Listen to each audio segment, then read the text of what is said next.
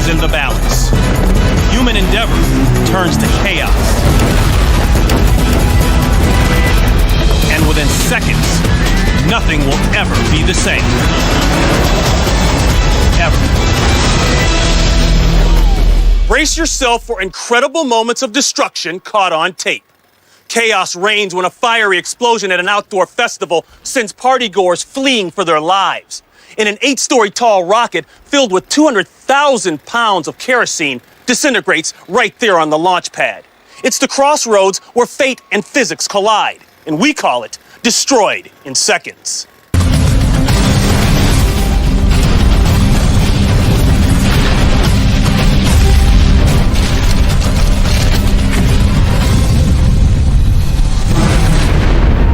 August 2009. Typhoon Morott, over 1,000 miles wide, forms over the Pacific Ocean and slams into Taiwan. Torrential rains and 90-mile-an-hour winds batter the nearly 14,000 square mile island. 9 feet of rain falls in just 48 hours, triggering catastrophic flooding in hundreds of villages and towns. At a resort on the Hebin River, the Jinshui Hotel leans precariously over the torrent. The surging river has eroded the ground beneath the road, and structures are beginning to collapse. Panicked tourists rush to get off the unstable ground.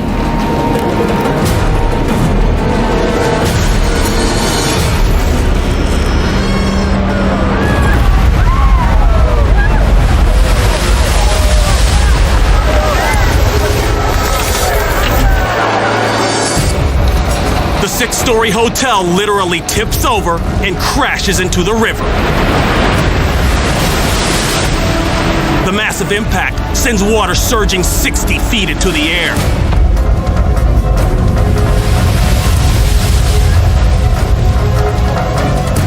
Fortunately, all 300 guests and staff were safely evacuated. About 20 miles west in Jialan village, the Daimali River swells to 3 times its normal size. It's now a raging torrent, 500 feet across, decimating everything in its path. Terrified citizens attempt to rescue their belongings, but the river is encroaching fast. Residents of this apartment house can only watch as the current undermines the building's foundation. The crowd witnesses another structure swept downstream. Then,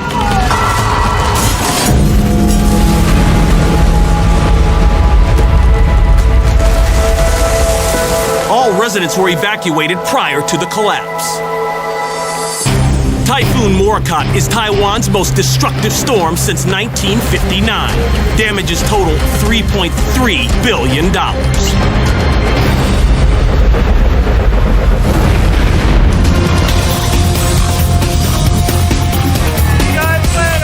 It's a feast for the eyes above New Mexico. This is the Albuquerque International Balloon Fiesta, where for 9 days, the sky is the backdrop for lighter-than-air works of art. Balloonists from 50 countries take flight, utilizing one basic law of physics, that warm air rises. Air heated by a propane flame fills the fire-resistant nylon balloon. The pilot controls vertical movement by activating a blast valve. Horizontal movement is controlled more by the wind, which sometimes has a mind of its own.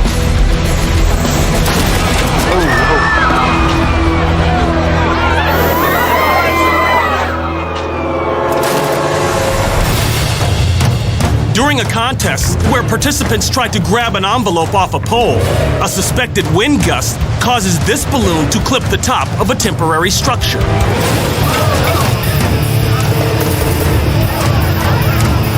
A 70-year-old passenger tumbles out and falls 25 feet to the ground.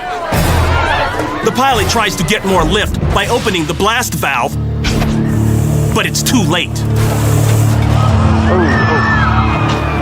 Minus the man's weight, the lighter airship quickly rises.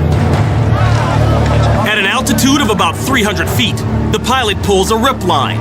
This releases the top cap and causes the balloon to quickly deflate. The aircraft plummets to the ground as stunned onlookers watch in disbelief.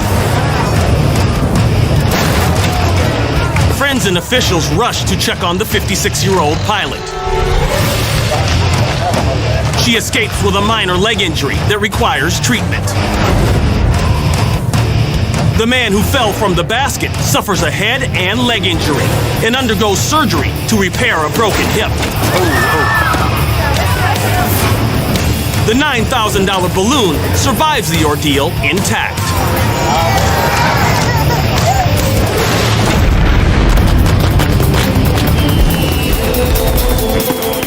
Every March during the Las Fallas Festival, temperatures in Valencia, Spain soar. It's La Crema, the last night of the festival. 3 million people watch as fallas, or statues of up to 9 stories high, are set on fire in honor of Saint Joseph. Tonight, a large crowd gathers to watch a 30-foot-tall falla titled Euro Kung Fusion burst into flames. None of them aware of just how intense that burst will be.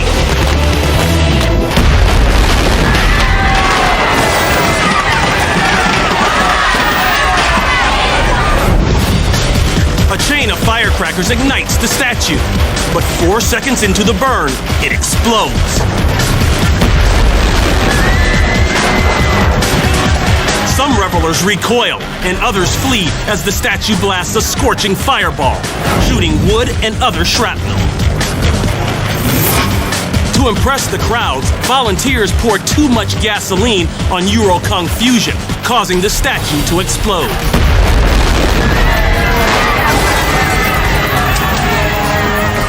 Firemen on standby immediately take aim with their hoses. Thankfully, fear is the only thing onlookers experience as no one is injured. During Las Fallas, 350 firemen are on hand to spray surrounding buildings with water to keep them from catching fire, which prevents this spectacular accident from becoming a disaster.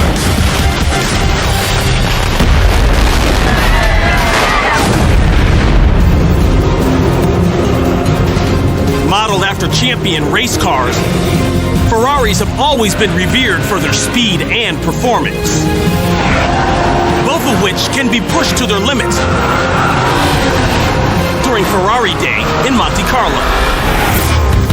Amateur Ferrari drivers get to test their machine's speed, shifting, and handling on a tight turned course. Introduced to honor Ferrari's 50th anniversary in 1995, this mint-condition $500,000 Ferrari F50 is one of only 349 originally made. The car is specifically designed to handle serpentine courses with ease, but it was never intended to go off-road.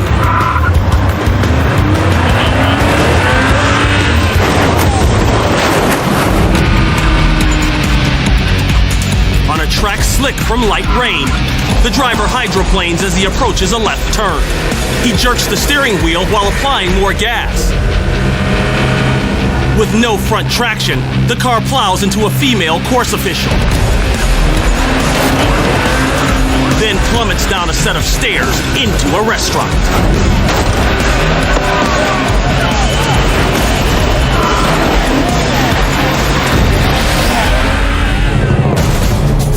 Onlookers rush to the scene, and a minute later, an ambulance arrives. Officials employ a crane to remove the $500,000 car. The F50 requires over $250,000 in repairs. The only damage to the restaurant is a broken window. Luckily, Luckily, neither the driver nor the track official is hurt. But there's one less pristine factory F50 in existence.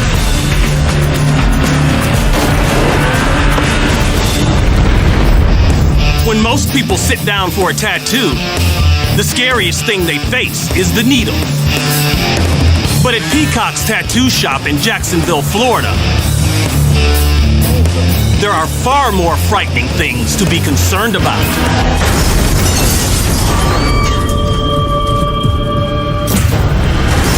A minivan slams through the wall at 30 miles per hour, hitting the couch occupied by both men. Patrons scatter as the vehicle plows into the store. Sean suffers a compression fracture to his spine. His friend walks away with bruises. 10 months later, Sean is still not fully recovered, but the storefront has been repaired. But while Sean is on his break outside the shop,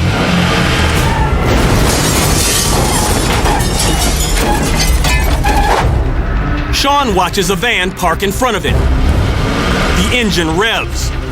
Sean leaps out of the way and misses being hit by 6 inches.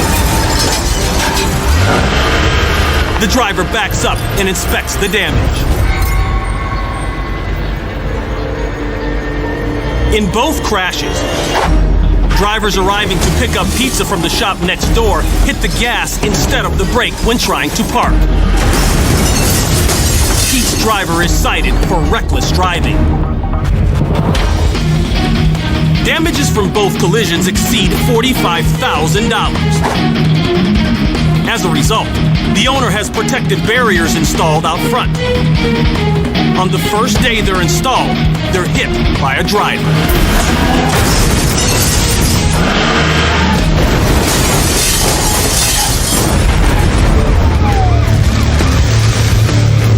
Any injuries or? When even the fire chief is startled, Not at this time. That was a bit warm. you can be sure the situation is critical. It's early evening in Fort St. John, British Columbia.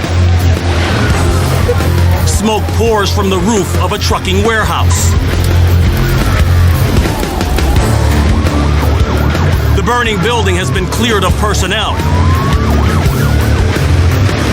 But still inside are 140 drums of highly volatile methanol and acid-based chemicals.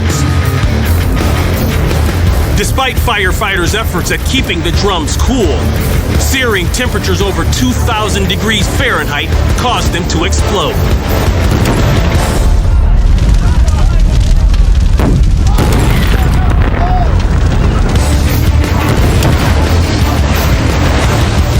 The blasts continue into the night as more of the 55-gallon drums are heated to the point of rupture.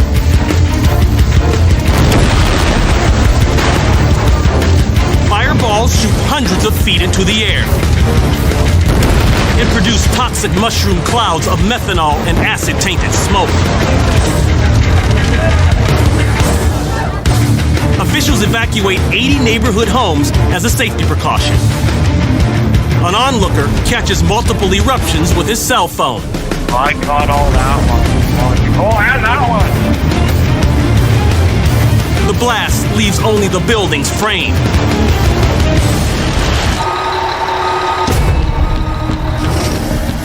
Nine hours after it began, the fire is finally extinguished. The radiant heat melts siding on nearby evacuated homes. The warehouse is completely destroyed, with damages estimated at $1 million. Thankfully, no one is injured.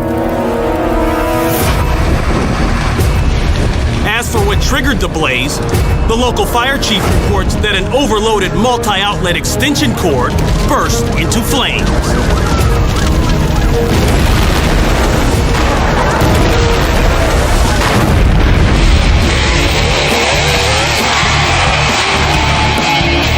It's the 13th annual Pogues Hole Pro Hill Climb in Dansville, New York. Hill climb! Hell yeah! The rider with the best time out of the two runs wins. The biggest challenge is just keeping the bikes from flipping over on the 75-degree slope. But in case they do, members of the safety crew are at the ready. However, at today's event, it's the safety crew that needs protecting.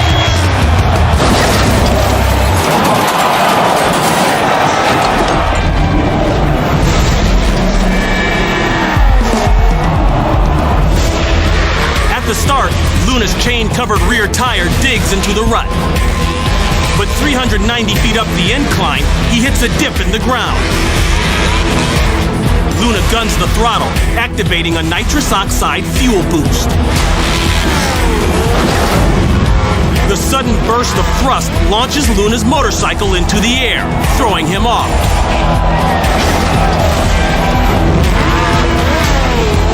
The roughly 300-pound bike knocks over an umbrella and strikes a safety crew member in the head. The impact sends the man tumbling down the hill.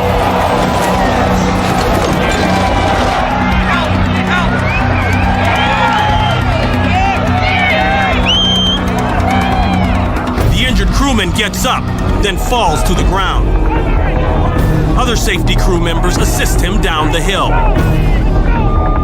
An ambulance transports him to the hospital with a cut to the forehead and a severe concussion. He fully recovers. Luna manages to walk away uninjured. His bike suffers only a bent handlebar. Despite this accident, Luna still takes second place.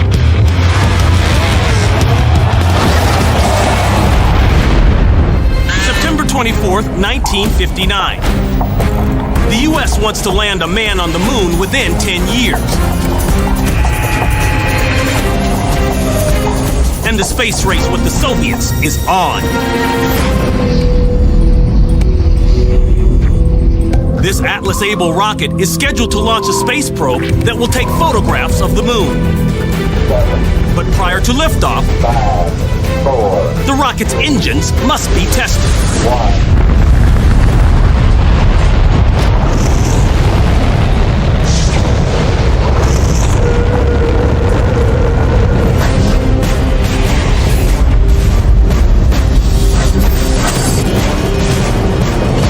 Seconds after the engines ignite, flames erupt near the bottom of the rocket.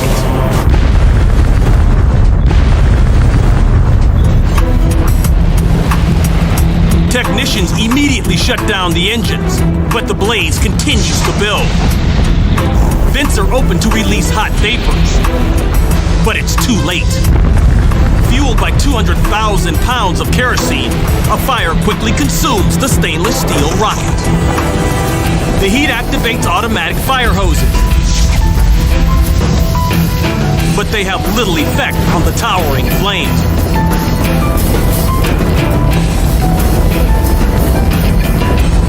In less than a minute, the 82-foot-tall Atlas collapses.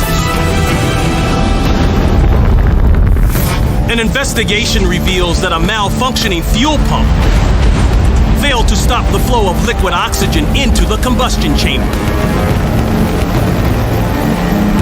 When the oxygen mixed with the kerosene, it intensified the fire.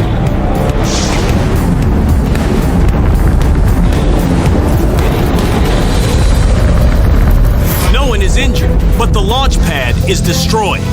Although the Atlas Able program is abandoned, more advanced rockets eventually help land 2 Americans on the moon. Well, there it is, another 30 minutes of non-stop destruction. I'm Ron Pitts. We'll see you next time on Destroyed in Seconds.